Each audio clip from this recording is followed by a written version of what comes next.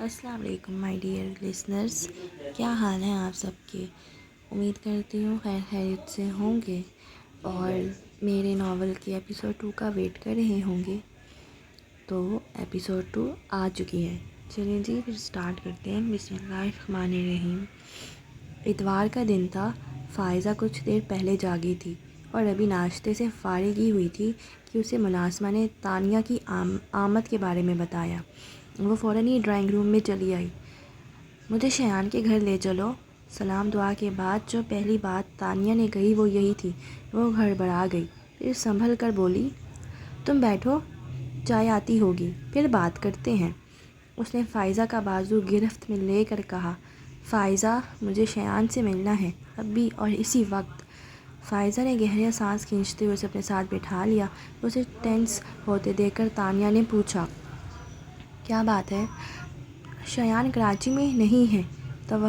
توقف کے بعد وہ پھر بولی، اس کی پوسٹنگ ہو چکی ہے اور 3 دن پہلے وہ اپنا چارج سنبھالنے سفر جا چکے ہیں۔ تانیہ کے لیے اطلاع اس قدر غیر متوقع تھی کہ وہ کافی دیر تک کچھ بول ہی نہ سکی۔ بہت دیر کی خاموشی کے بعد اس نے بے یقینی سے کہا، وہ مجھ سے ملے بغیر چلا گیا؟ پھر اسے شوقی نظروں سے فائزہ کو دیکھا، اور تم نے بھی انجان رکھا مجھے ایسا کرنا پڑا، وہ جلدی سے صفائی دیتے ہوئے بولی۔ جواد کی انگیجمنٹ کے دوسرے ہی دن اس کی پوسٹنگ کے آرڈر آ گئے تھے، مگر شایان نے مجھے منع کر دیا کہ تمہیں نہ بتاؤں۔ پھر جب میں نے اس سے کہا کہ تم اس سے بات کرنا چاہتی ہو تو اس نے کہا کہ وہ تم سے بات نہیں کر سکتا۔ پتہ نہیں کیوں، مگر مجھے وہ کافی اپسیٹ لگ رہا تھا۔ فائزہ چپ ہوئی تو تانیہ نے کہا، بات نہیں کر سکتا؟ مگر کیوں؟ ایسا تو کچھ بھی نہیں ہوا کہ وہ مجھ سے بات بھی نہ کرے۔ تم نے اسے پوچھا نہیں وہ ایسا کیوں کر رہا ہے؟ تانیہ اب بھی حیران تھی۔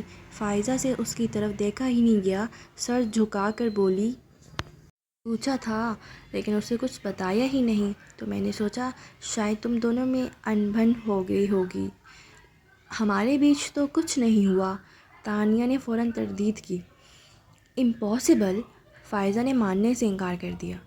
کچھ تو بات ہوئی ہوگی، بنا کسی بات کے وہ تعلق کیوں ختم کرے گا؟ اس نے تم سے کچھ تو کہا ہوگا۔ یقین کرو فائزہ، کوئی بات ہوئی ہی نہیں۔ وہ پریشان سی ہو کر چپ ہو گئی، پھر جیسے یاد آنے پر بولی، لیکن انگیجمنٹ والے دن وہ مجھ سے کچھ کہنا چاہتا تھا۔ کیا؟ فائزہ کو تجسس ہوا۔ پتہ نہیں، تانیہ نے جان بوجھ کر یہ بات چھپا لی کہ اس کے خیال میں شایان اس دن اسے پرپوز کرنے والا تھا۔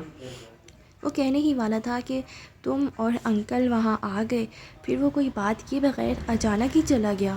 وہ رکی، پھر تلخی سے ہنسی کے ساتھ بولی، وہ تو ہمیشہ ہی کچھ کہے بغیر چلا جاتا ہے۔ ملازمہ اسی وقت چائے کی ٹرالی کے ساتھ اندر آئی تو وہ دونوں چپ ہو گئیں۔ ملازمہ کے جانے کے بعد فائزہ نے چائے کا کپ اٹھا کر تانیہ کے ہاتھ میں پکڑاتے ہوئے کہنا شروع کیا، پر تانیہ تم شایان کی طرف سے پہل کا انتظار کیوں کرتی رہی؟ خود سے کیوں نہ کہہ دیا؟ دونوں ہاتھوں سے کپ پکڑے وہ بے بسی سے بولی، کیسے کہہ دیتی جبکہ میں یہ بھی نہیں جانتی کہ وہ مجھ سے محبت کرتا بھی ہے یا نہیں؟ تم تو اس سے محبت کرتی ہو نا، کیا یہ کافی نہیں ہے؟ تانیہ نے کچھ کہے بغیر کپ ٹیبل پہ رکھا اور کھڑی ہو گئی۔ میں اب چلوں گی۔ فائزہ نے اسے روکنا چاہا لیکن وہ ٹھہری ہی نہیں۔ فائزہ اسے باہر تک چھوڑنے آئی۔ تانیہ کار کا دروازہ کھولنے کے لیے کی ہول میں چابی ڈال رہی تھی جب اس نے فائزہ کو کہتے سنا، ایک بات مانو گی تانیہ؟ اگر وہ نہیں کہتا تو تم کہہ دو، اور اگر نہیں کہہ سکتی تو اس انتظار کو ختم کر کے آگے بڑھ جاؤ۔ کب تک اس پل صراط پر کھڑی رہو گی؟ تکلیف میں رہو گی، یا تو ہٹ جاؤ یا گزر جاؤ۔ ٹھہرنا مت، ٹھہرنے والے کا پور زخم بن جاتا ہے۔ وہ چپکے سے کار میں بیٹھی اور چلی گئی۔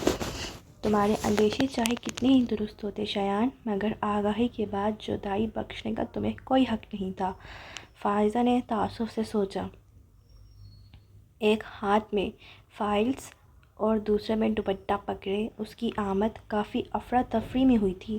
نور الہدیٰ نے اخبار نیچے کر کے اسے دیکھا۔ میں سوچ رہا ہوں دیر سے آفس آنے والوں کی تنخواہ کاٹنا شروع کر دوں۔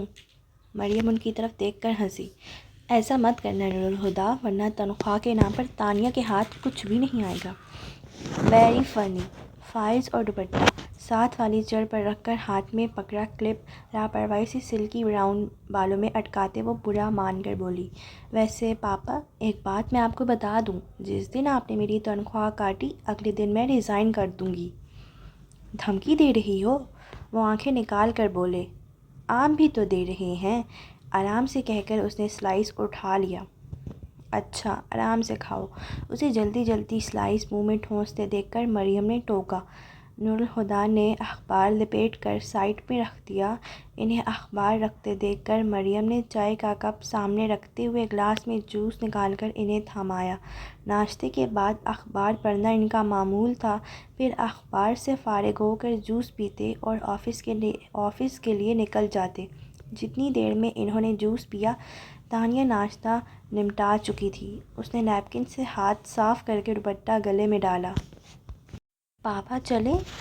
تم بعد میں چلی جانا، ان سے پہلے مریم بول پڑیں۔ پھر اس پر سے نگاہ اٹھا کر انہوں نے نور الہدا کو دیکھا۔ میں تانیہ سے کچھ بات کرنا چاہتی ہوں۔ اوکے۔ انہوں نے کوئی اعتراض نہیں کیا۔ اچھا سنو، انہیں اٹھتے دیکھ کر وہ مزید بولیں، آفس جانے سے پہلے بابا جان سے ملتے جانا، رات ان کی طبیعت کافی خراب تھی۔ ان کا موڈ ایک دم سے بدل گیا اور رخائی سے بولے، میں بزنس مین ہوں، ڈاکٹر نہیں۔ وہ چلے گئے تو تانیہ مریم کی طرف مڑی۔ سمجھ نہیں آتا ماما، آخر پاپا دادا جان کے ساتھ اتنا روڈ بیہیو کیوں کرتے ہیں؟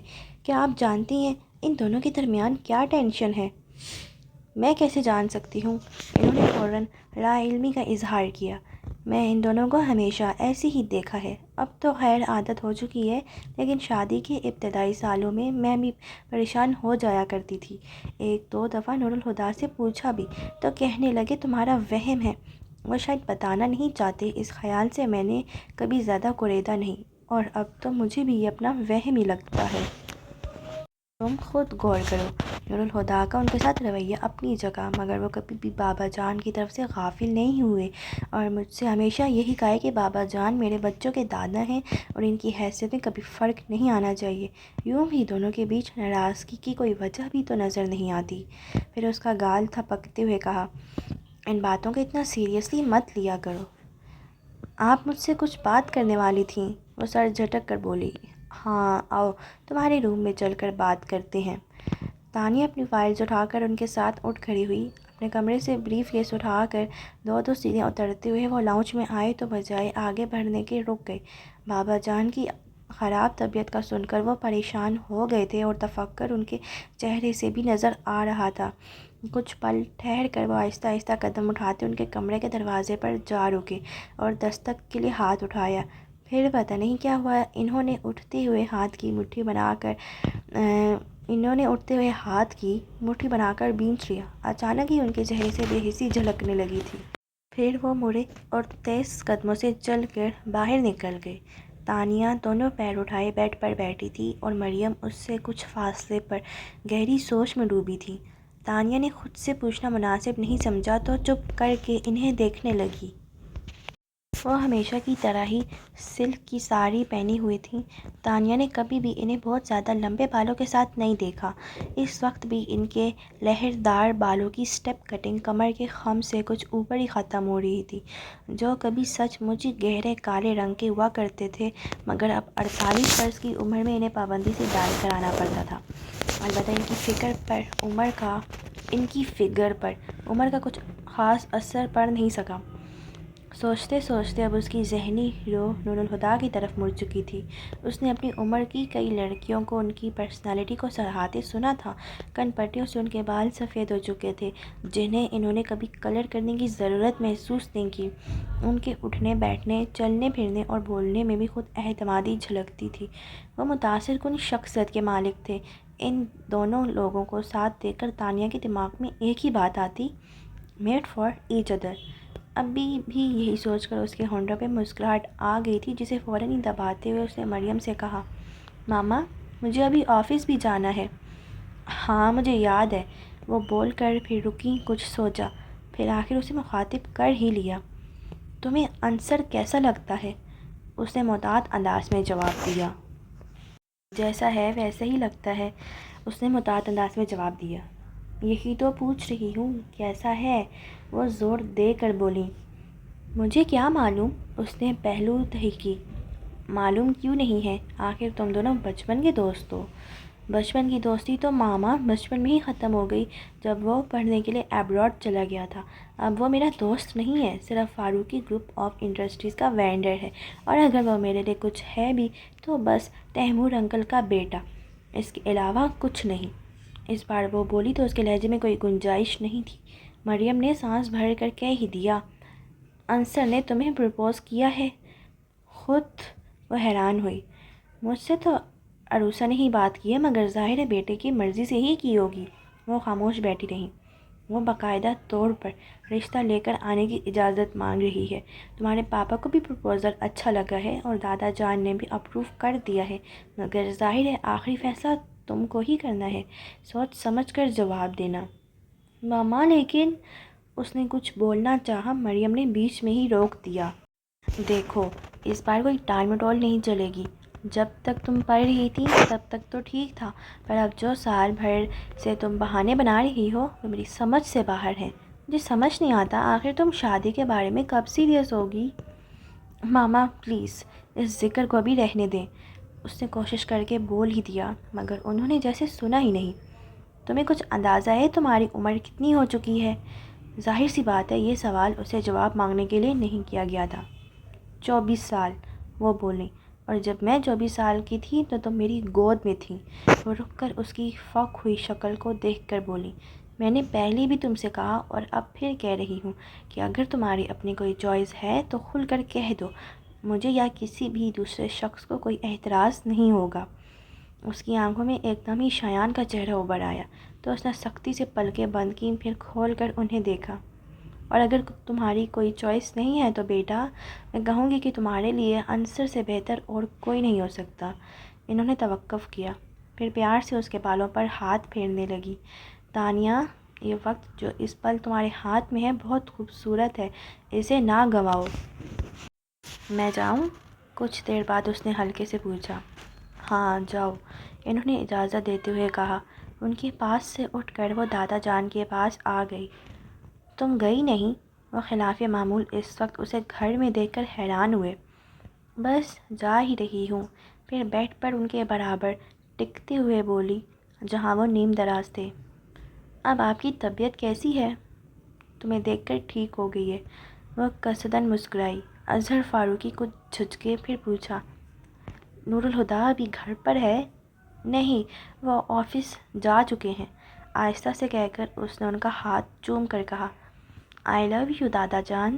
وہ جانتی تھی کہ یہ الفاظ ان کی تکلیف کا نعم البدل نہیں ہو سکتے، پھر بھی وہ مسکرائے تو اسے حوصلہ ہوا۔ پھر انہیں اللہ حافظ کہہ کر وہ پورچ میں آ گئی۔ اپنی کار ریورس کر رہی تھی کہ ڈاکٹر سراج بیک ویو مرر میں گیٹ سے اندر آتے دکھائی دیے۔ وہ گاڑی میں بیٹھتے بیٹھتے ہی کھڑکی سے سر نکال کر بولی، ڈاکٹر صاحب آپ اس وقت ویسے ٹھیک وقت پر آئے ہیں، آج دادا جان کی طبیعت کچھ ٹھیک نہیں۔ وہ کھڑکی کے پاس آ کر جھکتے ہوئے بولے، ہر منگل کو مجھے کرنل صاحب کے چیک اپ کے لیے آنا ہی ہوتا ہے، اور آج بھی میں شام کو آنے ہی والا تھا، پر فاروقی صاحب کا فون آیا کہ کرنل صاحب کی طبیعت ناساز ہے تو میں صبح آ گیا۔ آپ کو پاپا نے فون کیا ہے؟ وہ خوشگوار حیرت سے بولی۔ ہاں۔ اچھا، وہ ہنسی، یہ بات دادا جان کو ضرور بتائیے گا۔ بتا دوں گا، وہ ناسمجھی سے بولے، اور تانیہ انہیں حیران چھوڑ کر اپنی کار نکال کر لے گئی۔ دن ہفتوں میں اور ہفتے مہینوں میں کتنی تیزی سے بدلتے جا رہے ہیں۔ یوں ہی کیلنڈر کو دیکھتے ہوئے تانیہ کو احساس ہوا کہ شایان کو سحر گئے 2 مہینے سے زیادہ ہو چکے تھے، اور اس تمام عرصے میں شایان کی صورت دیکھنا تو دور، اس نے شایان کی آواز تک نہیں سنی تھی۔ حالانکہ اس کا دل بہت چاہا کم از کم ایک بار تو وہ اسے فون کر لے، مگر اس نے سختی سے خود کو روک لیا۔ وہ اتنی آرزاں بھی نہیں تھی۔ انٹرکام کی بیپ پر اس کا دھیان بٹا تھا۔ ہیلو، انٹرکام کا بٹن پریس کرتے ہوئے اس نے کہا، میڈم مس فائزہ آپ سے ملنا چاہتی ہیں۔ ہاں اندر بھیجو، اور چاہے بھی۔ فائزہ کے نام پر وہ سیدھی ہو کر بیٹھ گئی۔ تانیہ حیران ہو کر فائزہ کے یوں آفس آنے کی وجہ سوچنے لگی۔ چند لمحوں بعد فائزہ ایک دم سے اس کے آفس کا دروازہ کھول کر اندر آئی اور آتے ہی بولی، شایان کے فادر کو ہارٹ اٹیک ہوا ہے۔ تانیہ کتنی ہی دیر کچھ بول نہ سکی، پھر کوشش کر کے اس نے خود کو بولنے پر آمادہ کیا، وہ ٹھیک ہیں، سمجھو جان بچی ہے۔ فائزہ خود بھی پریشان نظر آ رہی تھی۔ یہ بھی بڑی بات ہے، تانیہ نے اسے دلاسا دینے کو کہا، پھر پوچھا، اب ان کی کنڈیشن کیسی ہے؟ ابھی تو صبح انہیں روم میں شفٹ کر دیا ہے، پرسوں رات سے تو ICU میں تھے۔ تانیہ کو خیال آیا کہ وہ جب سے آئی ہے کھڑی ہے۔ اچھا بیٹھ تو جاؤ۔ نہیں، وہ اسی طرح کھڑی رہی۔ میں ہسپتال جا رہی ہوں، راستے میں تمہارا آفس آیا تو سوچا تمہیں اطلاع کر دوں۔ میں بھی چلتی ہوں تمہارے ساتھ، تانیہ نے جلدی سے کہا، پھر انٹرکام پر طارق صاحب کو بیٹھنے کا کہہ کر اپنے سامنے کھلی فائلیں سمیٹنے لگی۔ Yes madam. ذرا دیر میں ایک ادیر عمر صاحب آفس میں تھے۔ طارق صاحب، یہ فائل میں نے دیکھ لی ہے، جیسے ہی پاپا فیکٹری سے آئیں سائن کروا لیجئے گا، اور یہ کوٹیشن سپریم کورٹ کا ریپریشن کو آج ہی فکس ہو جانی چاہیے، اور اگر پاپا میرا پوچھیں تو کہہ دیجیے گا ضروری کام سے گئی ہوں، 1-1.5 گھنٹے میں آ جاؤں گی۔ جلدی جلدی بولتے ہوئے اس نے 2 فائلیں ان کو پکڑائیں، پھر بیگ کا اسٹریپ کندھے پر ڈال کر موبائل اور چابیاں اٹھا دی، فائزہ کو اپنے پیچھے آنے کا اشارہ کرتی آفس سے نکل گئی۔ فائزہ کے بیٹھتے ہی اس نے گاڑی آگے بڑھا دی۔ کون سے ہسپتال میں ہے؟ آغا خان۔ سڑک پر آتے ہی تانیہ نے پوچھا تھا، اور فائزہ کے جواب پر وہ خاموشی سے ڈرائیو کرنے لگی، مگر کچھ یاد آنے پر پوچھا، شایان کو پتہ ہے؟ انکل کو ہارٹ اٹیک ہفتے کی رات کو ہوا تھا، اور شایان ہر ویکنڈ پر کراچی آتا ہی ہے، انکل کو ہسپتال بھی وہی لے کر گیا تھا۔ تانیہ نے حیرت سے اسے دیکھا۔ شایان ہر ویکنڈ پر کراچی آتا ہے؟ ہاں، فائزہ نے اس کے لہجے پر دھیان دیے بغیر کہا۔ بہت پریشان ہے بیچارہ، مجھے تو ڈر ہے کہیں خود بیمار نہ پڑ جائے، انکل سے محبت بھی تو بہت کرتا ہے، پرسوں رات سے ہاسپٹل میں ہے، ایک پل کے لیے نہیں سویا، نہ کھانے پینے کا ہی کچھ ہوش ہے۔ وہ شایان کا حوال کیا سنتی، ابھی تک اس کی حیرت ہی ختم نہیں ہوئی تھی۔ فائزہ ذرا دیر کو خاموش ہوئی تو اس نے پھر پوچھا، فائزہ، کیا واقعی شایان ہر ویکنڈ پر کراچی آتا ہے؟ ہاں بابا، ہر ویکنڈ پر۔ وہ تانیہ کی بار بار کی تکرار سے الجھ گئی تھی۔ اگر کوئی ضروری کام ہو تو اور بات ہے، ورنہ وہ اپنی روٹین نہیں بدلتا۔ کمال ہے، وہ ونڈو اسکرین کے پار دیکھ کر بولی۔ فائزہ کو ایک دم خیال آیا اور وہ تیزی سے اس کی طرف مڑ کے بولی، کیا وہ تم سے نہیں ملتا؟ تانیہ نے تلخ سی مسکراہٹ کے ساتھ نفی میں سر ہلا دیا۔ فون تو کرتا ہوگا۔ اس بار تانیہ نے کوئی جواب ہی نہیں دیا۔ فائزہ چپ سی ہو گئی۔ واہ، شایان صاحب پاس تھے تو جلاتے تھے، دور گئے تو راکھ کر ڈالا، اس پر کیا شان بے نیازی ہے کہ مڑ کر خبر تک نہ لی، مگر کیا میرے رات جگے اتنے ہی بے اثر تھے کہ تمہاری نیند نہ اڑا سکے؟ اس کی آنکھوں میں چبھن بھرنے لگی، تو اس نے ڈیش بورڈ پر رکھے سن گلاسز اٹھا کر آنکھوں پر چڑھا لیے۔ چوٹ تو لگ چکی، اب زخم دکھانے کا کیا فائدہ؟ گاڑی ہسپتال کے سامنے رک گئی۔ فائزہ نے اپنی طرف کا دروازہ کھولا اور اترنے لگی تو دھیان آیا وہ ابھی تک اپنی سیٹ پر ہے، اور اس نے انجن بھی بند نہیں کیا، تو پلٹ کر پوچھا، تم اندر نہیں آؤ گی؟ تم چلو، میں تھوڑی دیر میں آتی ہوں، وہ بدستور سامنے دیکھتے ہوئے بولی، اور فائزہ کے اترتے ہی وہ زناٹے سے گاڑی بھگا لے گئی۔ کافی دیر تک بے مقصد شہر کی سڑکوں پر گاڑی بھگانے کے بعد بھی خون کے ابال میں کمی نہیں آئی، تو تھک کر اس نے گھر کے راستے پر گاڑی موڑ دی۔ گھر میں داخل ہوتے ہی اس کی نظر ملازمہ پر پڑی تو اسے پکار کر کہا، ختیجہ، میں اپنے کمرے میں جا رہی ہوں اور کوئی ڈسٹرب نہ کرے۔ پھر وہ رکی نہیں اور سیدھی اپنے روم میں آ گئی۔ جذباتی ٹوٹ پھوٹ کے بعد اب اس کے اعصاب شکستہ ہونے لگے تھے۔ اس پر ہیجان طاری تھا۔ دروازہ لاک کر کے اس نے ہاتھ میں پکڑی ہر چیز بیڈ پر پھینکی اور خود کارپیٹ پر گھٹنوں کے بل گر پڑی۔ ہولے ہولے لرزتے ہوئے خود کلامی کر رہی تھی، میرا اعتبار توڑنے کی تمہارے پاس کوئی وجہ نہیں تھی شایان، اگر کوئی وجہ ہوتی تو تم مجھ سے لڑتے، مجھے الزام دیتے، مگر تم تو کچھ کہے بنا ہی پلٹ گئے، لفظوں کا آزار دے جاتے۔ میں کب تک تمہاری خاموشی سنوں؟ کچھ تو بولا ہوتا شایان، میں سمجھا لیتی خود کو کہ تم نے دھوکہ دیا ہے، مگر اب کیا کروں، خود کو کیسے سمجھاؤں؟ اب اس کی بلند آواز ہوتی جا رہی تھی۔ درد سے پھٹتے اپنے سر کو دونوں ہاتھوں سے پکڑے اس کا گلا روند گیا۔ قصور تمہارا نہیں، غلطی میری ہے۔ میں نے کیوں تم پر اعتبار کیا؟ میں نے کیوں تم سے محبت کی؟ کیوں میں آج بھی تم سے محبت کرتی ہوں؟ جب ساتھ ہی نہیں دینا تھا تو تم کیوں میرے پاس آئے؟ اگر جانا ہی تھا تو میری زندگی میں میرے دل میں آنے کا تمہیں کیا حق تھا؟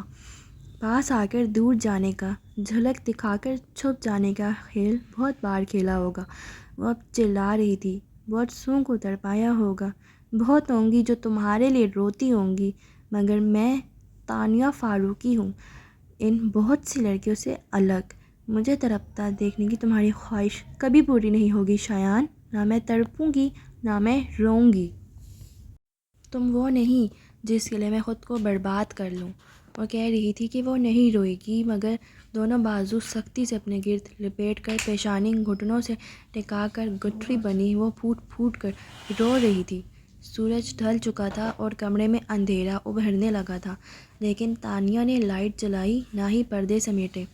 وہ بے حس و حرکت اوندھے منہ کارپیٹ پر سمٹ کر لیٹی تھی۔ اب وہ رو نہیں رہی تھی، اس کا چہرہ ستا ہوا تھا، بال بے ترتیب ہو رہے تھے، بکھرے بکھرے ہولے کے ساتھ اس کے سر میں درد کی تیز لہریں اٹھ رہی تھیں۔ کئی گھنٹوں تک رونے کی وجہ سے وہ تھک چکی تھی اور اب اس میں اتنی طاقت بھی نہیں تھی کہ اٹھ کر بیٹھ کے دراز سے پین کلر ہی نکال کر لے لے۔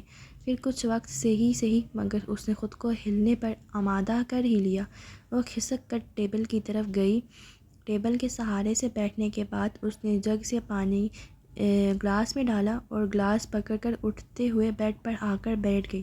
پھر دراز کھول کر پین کلر نکالی اور 2 گولیاں پانی کے ساتھ لے کر گلاس سائڈ ٹیبل پر رکھا اور بیڈ پر لیٹ گئی۔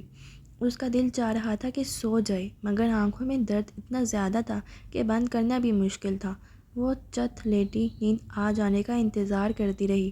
اگلی صبح شاور لے کر ڈریسنگ روم میں آئی تو آئینے میں اپنی ہی صورت دیکھ کر حیران رہ گئی۔ آنکھوں کے گرد حلقے سوجے ہوئے تھے۔ نہانے سے چہرے کی پسماردگی تو کم ہو گئی، مگر زردی جھلک رہی تھی۔ اس حالت میں سب کا سامنا کرنا مشکل لگ رہا تھا، مگر اس کے سوا چارہ بھی کیا تھا؟ گیلے بالوں کو ڈرائر سے خشک کر کے وہ ڈائننگ روم میں آ ہی گئی۔ عمیر عزیر تو کالج جا چکے تھے اور دادا جان بھی ناشتہ ان کے ساتھ کر کے اس وقت اسٹڈی میں چلے جاتے تھے۔ مریم البتہ نور الہدیٰ کے ساتھ ہی ناشتہ کرتی تھی، اور جب سے تانیہ نے آفس جانا شروع کیا تھا وہ بھی ان کے ساتھ ڈائننگ ٹیبل پر موجود ہوتی۔ نور الہدیٰ اس پر نظر پڑتے ہی چونک گئے۔ انہوں نے مریم کی طرف دیکھا۔ ان کے تاثرات بھی نور الہدیٰ سے مختلف نہیں تھے۔ بہادر، میرے لیے چائے لے آؤ۔ سلائس پر بٹر لگاتے ہوئے وہ خود کو نارمل پوز کرنے کے لیے ضرورت سے زیادہ اونچی آواز میں بولی تھی۔ تمہیں کیا ہوا ہے؟ مریم اس کے پوز کرنے سے ذرا بھی مطمئن نہیں ہوئی تھی۔ تانیہ کو بھی اندازہ تھا کہ کچھ بھی نہیں سے کام نہیں چلے گا۔ اس نے چائے کا کپ اٹھایا جسے ابھی ابھی بہادر چھوڑ کر گیا تھا اور سیب لے کر بولی، اب تو ٹھیک ہوں، مگر طبیعت خراب ہو گئی تھی، اس لیے آفس سے جلدی اٹھنا پڑا۔ پھر جو ٹیبلٹ لے کر سوئی ہوں تو 1 گھنٹہ پہلے ہی آنکھ کھلی ہے۔ اس نے غیر محسوس انداز میں کل سارا دن کمرہ نشین رہنے کی بھی وضاحت کر دی۔ مجھے ابھی بھی تم ٹھیک نہیں لگ رہی ہو، تمہیں ڈاکٹر کے پاس جانا چاہیے۔ جی ماما، وہ ان کی تاکید کے جواب میں بولی۔ مریم تو قدرے مطمئن ہو کر ناشتہ کرنے لگی، مگر نور الہدیٰ مستقل اسے دیکھ رہے تھے۔ حالانکہ انہوں نے کوئی سوال نہیں کیا تھا، مگر ان کا اس طرح دیکھنا تانیہ کو پریشان کر رہا تھا۔ پھر بھی وہ آرام سے ناشتہ کرتی رہی۔ آخر انہوں نے تانیہ پر سے نگاہ ہٹا لی۔ میرا خیال ہے آج تم آفس مت جاؤ، گھر پر ہی رہ کر آرام کرو۔ میں بھی یہی سوچ رہی ہوں، اس نے کپ میں جھانکتے ہوئے کہا۔ نور الہدیٰ اپنی جگہ سے اٹھے اور اس کے پاس آ کر اس کا چہرہ اپنے ہاتھوں میں لے کر اپنی طرف کیا۔ تمہیں تکلیف میں دیکھ کر مجھے تکلیف ہوتی ہے، مگر اس وقت تکلیف اور بھی زیادہ ہوگی جب تم اپنی تکلیف مجھ سے چھپاؤ گی۔ تانیہ کو ان کے چہرے پر وہی کھویا ہوا سا تاثر نظر آیا جو اکثر تانیہ کو دیکھتے ہوئے ابھرتا تھا۔ وہ جھکے اور اس کے ماتھے کو چوم لیا۔ ان کی چوڑی پشت کو دیکھتے ہوئے تانیہ حیران ہو رہی تھی۔ نہ اس نے کچھ کہا، نہ پاپا نے کچھ پوچھا۔ انہیں پھر شک کیسے ہوا کہ وہ کچھ چھپا رہی ہے؟ پھر وہ اٹھ کر اپنے کمرے میں آ گئی، اور جب یقین ہو گیا کہ نور الہدیٰ چلے گئے ہیں تو لاؤنج میں آ کر وقت گزاری کے لیے ٹی وی آن کر کے بیٹھ گئی۔ مریم کہیں جانے کی تیاری میں لاؤنج سے ہو کر گزری۔ تانیہ نے دور سے ہی انہیں بھائی کہا۔ مسکرا کر اس کی طرف دیکھتے ہوئے انہوں نے دروازہ کھولا۔ پھر کچھ سوچتی نظروں سے گلاس وال کے دوسری طرف تانیہ کو دیکھ کر انہوں نے دروازہ بند کیا اور لاؤنج میں آ گئی۔ کچھ خاص پروگرام دیکھ رہی ہو؟ نہیں، فوراً سیدھے ہو کر اس نے ٹی وی کی آواز کم کر دی۔ تم سے بات کرنا چاہ رہی تھی، وہ صوفے پر اس کے ساتھ بیٹھتی بولیں۔ کہیں؟ وہ ہمہ گوش ہوئی۔ بات تو کوئی نئی نہیں ہے، پر عروسہ کا اصرار بڑھتا جا رہا ہے۔ حالانکہ میں بہت واضح انداز میں اسے کہہ چکی ہوں کہ تم ابھی شادی کے لیے تیار نہیں ہو، مگر وہ کہتی ہے کہ شادی نہ صحیح منگنی تو کی جا سکتی ہے، اور سچ پوچھو تو مجھے اس کی بات پسند آئی ہے۔ فی الحال منگنی کر دیتے ہیں، پھر جب تم ذمہ داری اٹھانے کو تیار ہو جاؤ تو شادی کر دیں گے، اور کیا پتہ ایک بار انصر کے ساتھ رشتے میں بندھ کر شادی کا فیصلہ تمہارے لیے زیادہ آسان ہو جائے۔ پھر اسے چپ دیکھ کر بولی۔ چپ کیوں ہو؟ کچھ تو بولو۔ کیا بولوں ماما؟ وہ ہنسی۔ پل صراط پر ٹھہروں یا ہٹ جاؤں؟ کچھ حاصل نہیں ہوگا، پر شاید کچھ گنوانا بھی نہ پڑے، لیکن اگر گزر جاؤں تو سب گنوا دوں گی، مگر شاید تب بھی میرے ہاتھ خالی نہیں رہیں گے۔ بن مانگے ہی صحیح، لیکن زندگی کچھ عطا تو کرے گی، پر نفع کس میں ہے اور نقصان کہاں؟ حساب کروں گی تو ہی پتہ چلے گا۔ کیا کہہ رہی ہو؟ وہ خاک بھی نہ سمجھیں۔ تانیہ انہیں دیکھ کر مسکرائی۔ آپ چاہتی ہیں نا میں شادی کر لوں؟ ہاں، میں سوچ کر جواب دوں گی۔ پتھر میں جو تو لگی، اس کی بات پر مریم نے حال ہو گئی۔ بس اب چاہے تم کچھ بھی جواب دو، میرے لیے تو یہ بھی بہت ہے کہ تم شادی کے بارے میں سوچنے کو تیار ہو گئی ہو۔ تانیہ انہیں خوش دیکھ کر شرمندہ ہو گئی۔ اپنی خوشیوں کے بارے میں سوچتے ہوئے وہ ان کی خوشیوں سے کتنا دور ہو گئی تھی۔ جانے سے پہلے کتنی ہی دیر وہ اسے خود سے لپٹا کر پیار کرتی رہیں۔ اس نے کہہ تو دیا کہ سوچے گی، پھر کچھ سوچنے کی کوشش میں وہ کچھ بھی سوچ نہیں پا رہی تھی۔ کتنا وقت گزر گیا، اسے کچھ احساس بھی نہیں تھا۔ کسی نے اس کے ہاتھ پر ہاتھ رکھا تو وہ چونک کر مڑی، اور اپنے برابر بیٹھے عمیر کو دیکھ کر اسے ایک بار پھر چونکنا پڑا۔ وہ یونیفارم بدل چکا تھا، جس کا مطلب تھا اسے کالج سے آئے کافی دیر ہو چکی تھی۔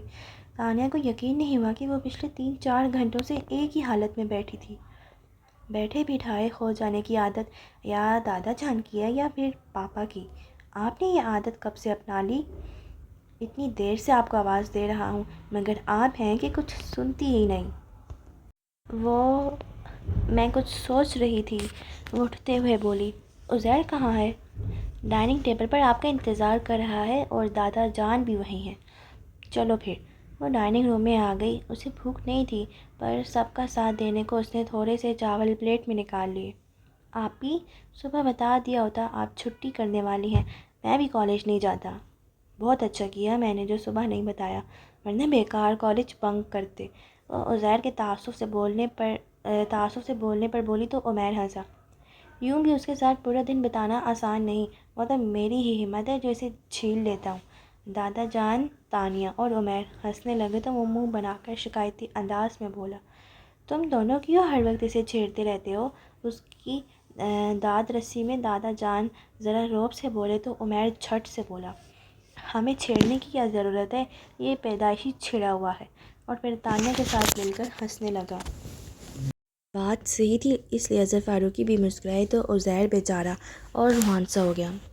روتے نہیں بیٹا، تم ان معلوقوں کو چھوڑو اور کھانا کھاؤ۔ انہوں نے اسے پچکارتے ہوئے نوالا اس کے منہ میں رکھا تو وہ سچ مچ بہل کر کھانے لگا۔ دیکھا، تم تینوں میں ایک عزیر ہی ہے جو سیدھا اور معصوم ہے، اور تم دونوں ہر وقت اس کی معصومیت کا مذاق اڑاتے ہو۔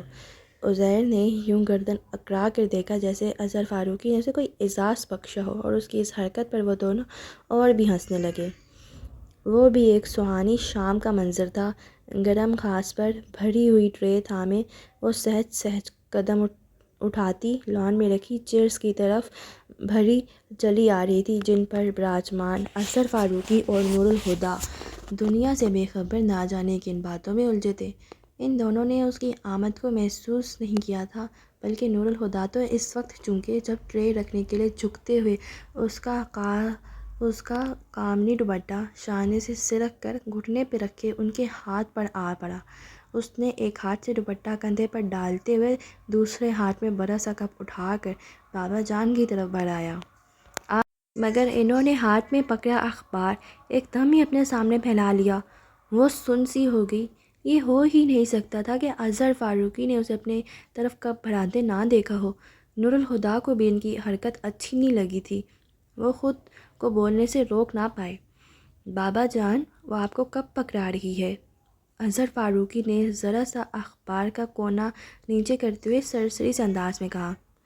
ٹیبل پر رکھ دو نا بیٹا، اور پھر سے اخبار اپنے سامنے کیا۔ اس نے کپ ان کے سامنے رکھا اور اسی خاموشی سے کرسی پر بیٹھ گئی۔ اس کا چہرہ پتھر کی طرح بے جان تھا۔ ہر بار اپنے نظر انداز کیے جانے پر اس کی کیفیت اتنی شدید ہو جایا کرتی تھی۔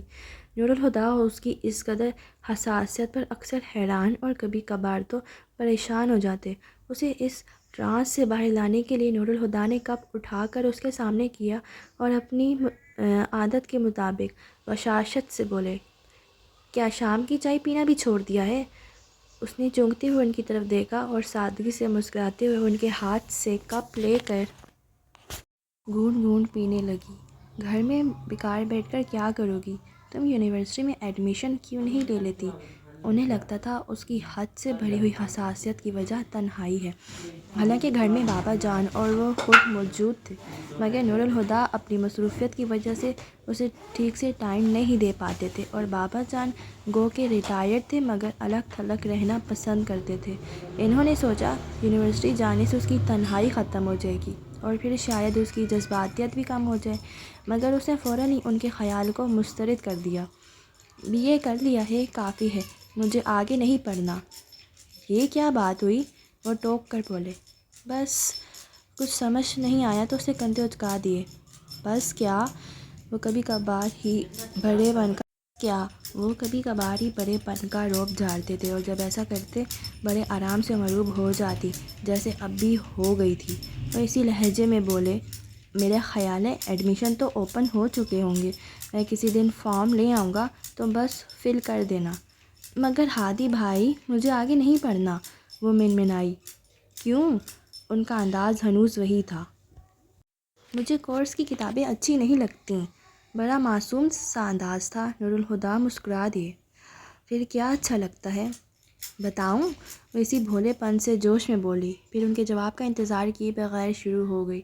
اس نے سر اٹھا کر دور تک پھیلے آسمان کو دیکھا اور کہا، مجھے آسمان کو دیکھنا اچھا لگتا ہے، اس میں اڑتے بادل اور پرندوں کی چہکار، سورج کی کرنیں اور چاند کی چاندنی، پھول، تتلی، خوشبو، صحرا میں بہتی ہوا کی آواز، سمندر کی لہریں، سردیوں کا موسم۔ بولتے بولتے وہ اچانک ہنس پڑی، پھر انہیں دیکھ کر بولی، ہادی بھائی، مجھے زندگی اچھی لگتی ہے۔ وہ ہنس پڑے، مگر وہ ایک دم سے چپ ہو کر کچھ سوچنے لگی تھی۔ پھر اس نے کپ ٹیبل پر رکھا اور اپنی جگہ سے اٹھ کر گھاس پر بابا جان کے قدموں میں بیٹھ گئی، جو لا تعلق سے اخبار میں گم تھے۔ انہیں متوجہ کرنے کے لیے اس نے اپنے ہاتھ اظہر فاروقی کے گھٹنے پر رکھ دیے۔ انہوں نے اخبار اٹھا کر اسے دیکھا۔ بابا جان، آرٹس کونسل میں نو آموز مصوروں کی پینٹنگز کی نمائش ہو رہی ہے، میں نے بھی اپنا نام دیا تھا، اور پتہ ہے میرا سلیکشن بھی ہو گیا ہے۔ 17 دسمبر سے 3 دن کی نمائش ہے، آپ آئیں گے نا؟ جوش میں بولتے آخر میں اس کا لہجہ منت بھرا ہو گیا۔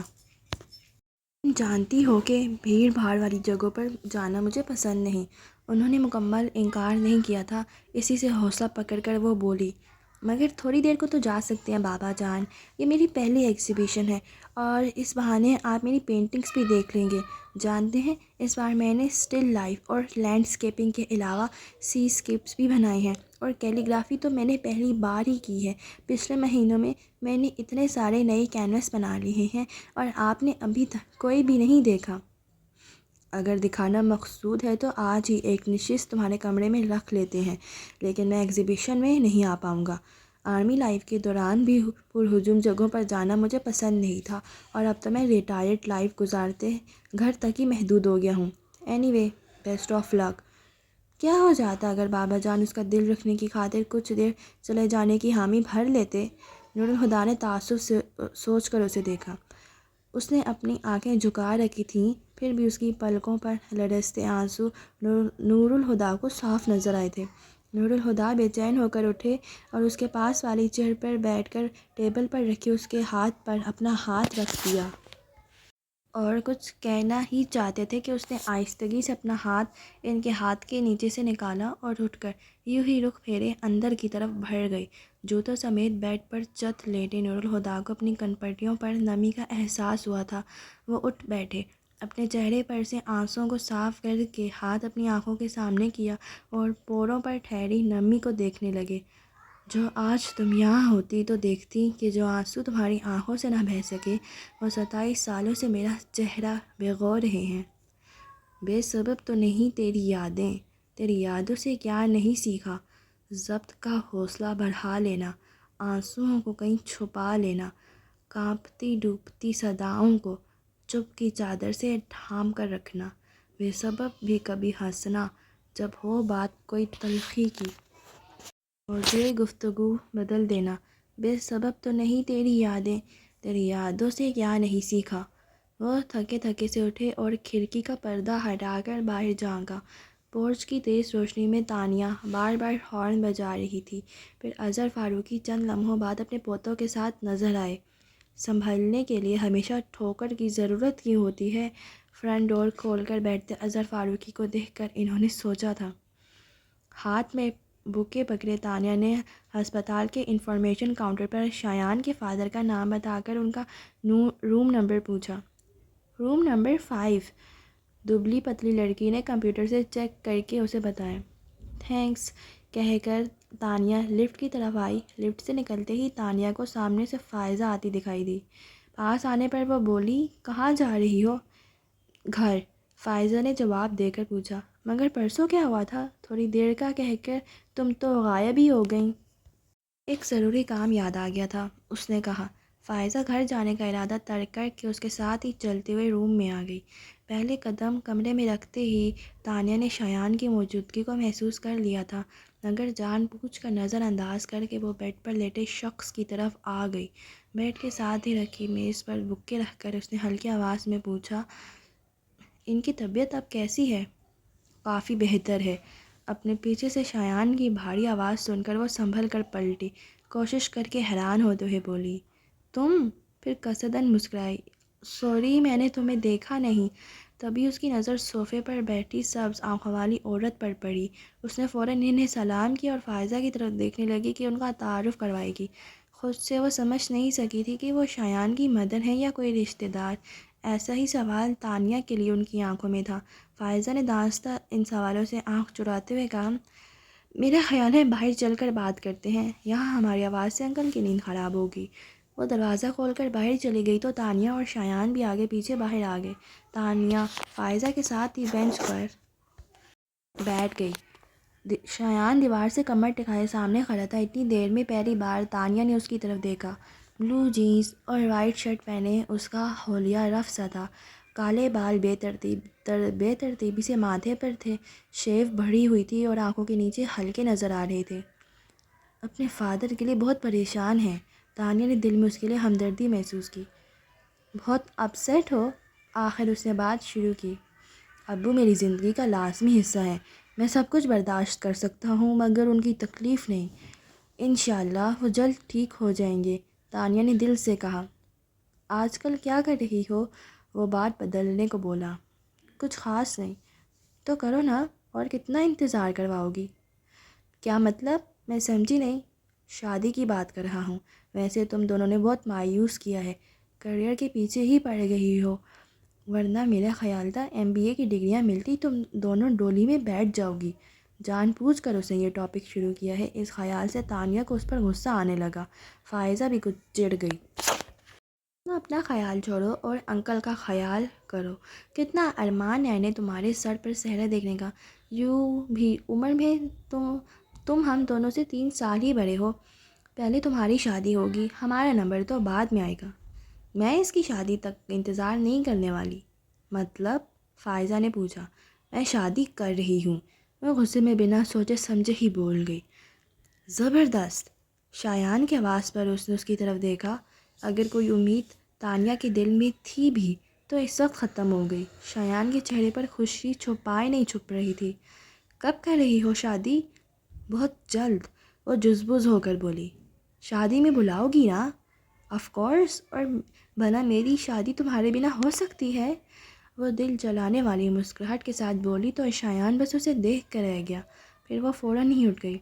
اچھا فائزہ، میں اب چلتی ہوں۔ ٹھیک ہے، میں شام کو فون کروں گی۔ بائے، وہ کہہ کر شایان کی طرف دیکھے بغیر تیزی سے چلتی لفٹ کا انتظار کرنے کی بجائے سیڑھیوں سے نیچے اتر گئی۔ شایان کوریڈور کے بیچوں بیچ کھڑا اسے لمحہ لمحہ خود سے دور جاتا دیکھ رہا تھا۔ فائزہ اٹھ کر اس کے پاس آ کر بولی، کبھی کبھی مجھے لگتا ہے شایان، تم نے کبھی تانیہ سے محبت کی ہی نہیں۔ اس کی آواز میں تپش محسوس کر کے شایان نے اسے دیکھا اور دھیمی آواز میں کہا، محبت کرتا ہوں، اسی لیے تو۔ پھر ہونٹ کاٹ کر بیچ میں چپ ہو گیا۔ تب تو مجھے تم پر غصے نہیں ترس آنا چاہیے۔ محبت سے ڈر جانے والا کمزور شخص پر ترس ہی آ سکتا ہے۔ بول کر وہ رکی نہیں، ایک جھٹکے سے آگے بڑھ گئی اور شایان شکستے سے انداز میں وہیں بینچ پر بیٹھ گیا۔ انٹرنس سے اندر پیر رکھتے ہی تانیہ نے ڈرائنگ روم سے آتی آوازوں کو سنا۔ وہ وہیں رک گئی۔ اندر مریم کے مہمان آئے بیٹھے تھے۔ اندر سے آتی آوازوں سے اس نے اندازہ لگایا کہ عروسہ بھی ڈرائنگ روم میں موجود تھی، مگر وہ اس وقت کسی میل ملاپ کے موڈ میں نہیں تھی۔ لیکن مشکل یہ تھی کہ ڈرائنگ روم کا دروازہ کھلا تھا اور لاؤنج کی سیڑھیاں ٹھیک ڈرائنگ روم کے سامنے تھیں، اور یہی سیڑھیاں اس زینے تک جاتی تھیں جس پر تانیہ کا کمرہ تھا۔ اب اگر وہ اپنے کمرے میں جانے کے لیے سیڑھیاں تک آتی تو کھلے دروازے سے اسے دیکھا جا سکتا تھا۔ تانیہ نے کچھ سوچ کر دروازہ بند کیا اور باہر آ گئی۔ لون کا چکر کاٹ کر وہ قصر فاروقی کے پچھلے حصے کی طرف نکل گئی۔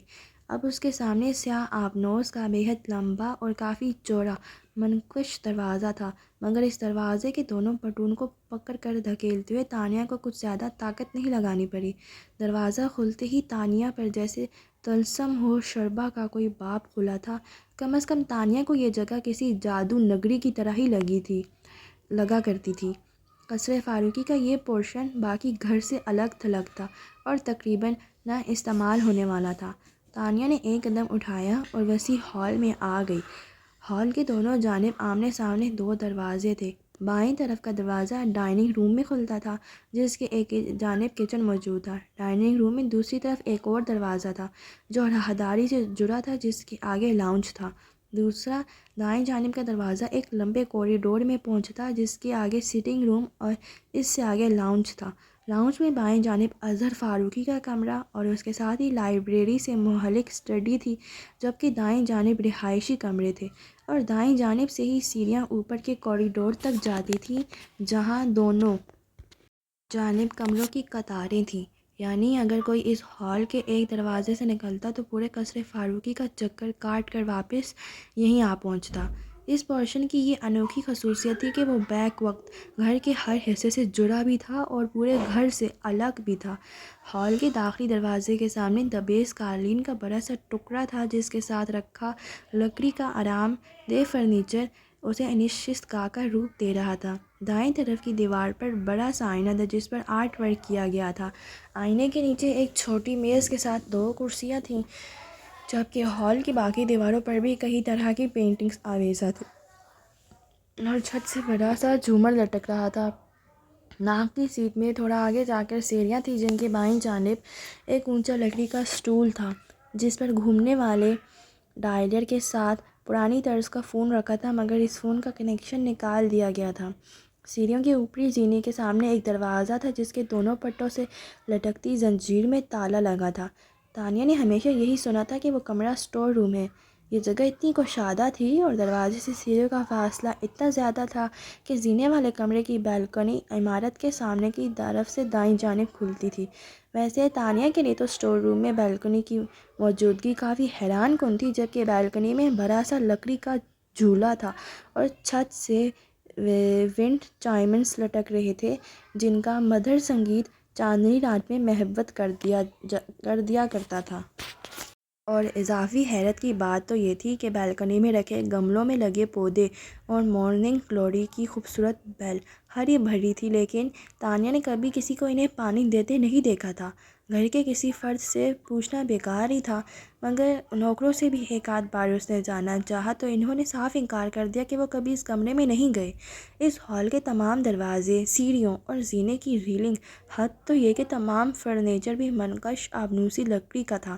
یوں تو سارا قصر فاروقی ہی سفید سنگ مرمر سے بنا تھا، مگر سیاہ اور سفید کا یہ پرکشش امتزاج گھر کے اور کسی حصے میں نظر نہیں آتا تھا۔ ایسا لگتا تھا کہ وقت کے ساتھ ساتھ باقی گھر کی رینوویشن تو ہوتی رہی، مگر اس حصے کو جان بوجھ کر ہاتھ نہیں لگایا گیا، یہاں وقت کو قید کر دیا گیا تھا۔ ہال کے دروازے سے اندر داخل ہو کر بائیں طرف کے دروازے سے گزر کر ڈائننگ روم میں آتے تانیہ کو محض چند سیکنڈ ہی لگے تھے، مگر اسے یوں لگا جیسے ایک عہد سے گزر کر آئی ہو۔ لاؤنج میں قدم رکھنے سے پہلے اس نے ڈرائنگ روم سے آتی آواز پر دھیان دیا۔ وہ سب بدستور گپ شپ میں مصروف تھے۔ تانیہ اطمینان سے اظہر فاروقی کے کمرے تک آئی اور دستک دینے والی تھی کہ کسی نے کہا، کرنل صاحب اپنے کمرے میں نہیں ہیں۔ تانیہ نے مڑ کر بہادر کو دیکھا جو ڈرائنگ روم میں چائے لے کر جاتا اسے دیکھ کر رک گیا تھا۔ کہاں گئے ہیں؟ اس نے پوچھا۔ زمینوں پر گئے ہیں، کل شام تک آ جائیں گے۔ آپ کو کچھ کام تھا تانیہ بی بی؟ نہیں، تم جاؤ۔ تانیہ نے اسے جانے کو کہا، پھر خود ہی اسے آواز دے کر روک لیا۔ بہادر؟ جی تانیہ بی بی۔ وہ روبوٹ کی طرح واپس مڑا۔ جب مہمان چلے جائیں تو مجھے بتا دینا، میں دادا جان کے کمرے میں ہوں۔ ٹھیک ہے جی۔ وہ کہہ کر چلا گیا تو تانیہ دروازہ کھول کر کمرے میں آ گئی۔ کچھ دیر تک تو وہ یوں ہی کھڑی رہی جیسے سوچ رہی ہو اب کیا کرے۔ پھر اس نے ہینڈ بیگ بیڈ پر ڈالا اور خود بھی جوتے اتار کر آرام سے لیٹ گئی۔ وہ جس زاویے سے لیٹی تھی، آتش دان کے اوپر لگی تصویر اس کی آنکھوں کے سامنے تھی۔ کرنے کو اور تو کچھ تھا نہیں، وہ یوں ہی اس تصویر کو دیکھنے لگی۔ یہ تصویر کسی 19-20 سال کی نوجوان لڑکی کے چہرے کا کلوز اپ تھی۔ کشادہ پیشانی پر تیکھے ابرو کمان کی طرح کاٹ دار تھے، بڑی بڑی سنہری مائل غلانی آنکھیں جن پر خمدار پلکوں کی گھنی جھالر تھی، ستوناک گال سرخی مائل بھرے بھرے تھے، ہونٹ گداز اور ٹھوڑی قدرے باریک تھی۔ چہرے کی رنگت کوندنی تھی جس کے اطراف میں شہد جیسی رنگت والے سلکی لمبے بال بکھرے ہوئے تھے۔ کانوں میں موتیوں کے آویزے لٹک رہے تھے اور کندھوں پر بڑا سفید دوپٹہ بھی نظر آ رہا تھا۔ وہ جو بھی تھی بلا شبہ حسین تھی، مگر حسن بھی تو دو طرح کا ہوتا ہے۔ کچھ چہرے ایسے ہوتے ہیں جن کو دیکھتے ہی آنکھیں چندیا جاتی ہیں کیونکہ کچھ اور نظر ہی نہیں آتا، پھر جب وہ آنکھوں سے اوجھل ہو جاتے ہیں تو ذہن یوں ہڑبڑا کر جاگتا ہے جیسے نیند سے جاگا ہو، پھر جتنی بار انہیں دیکھا جائے اپنی کشش کھوتے جاتے ہیں۔ البتہ کچھ چہرے ایسے بھی ہوتے ہیں جو آنکھوں کو چندیاتے نہیں، باندھ لیتے ہیں یوں کہ پھر کسی اور طرف دیکھنے کو دل ہی نہیں چاہتا، پھر چاہے وہ آنکھوں سے اوجھل ہو جائیں ان کا اثر باقی رہتا ہے، اور جتنی بار وہ سامنے آئے لگتا ہے پہلی بار دیکھ رہے ہیں۔